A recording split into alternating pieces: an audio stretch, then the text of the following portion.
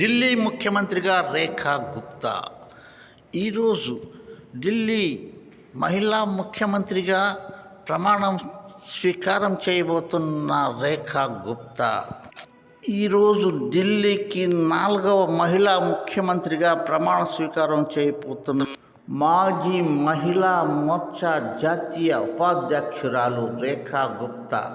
ఇంతవరకు ఢిల్లీకి మహిళా ముఖ్యమంత్రులుగా షీలా దీక్షిత్, సుష్మా స్వరాజ్, అతిషి.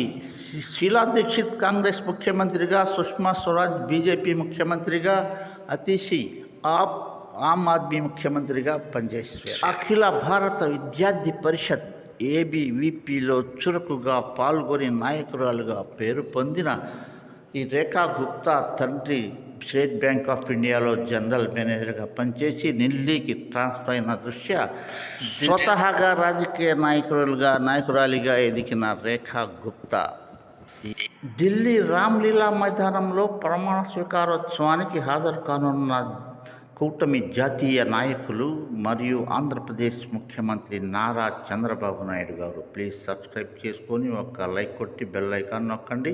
పిల్లలను మొబైల్ నుండి దూరంగా ఉంచండి.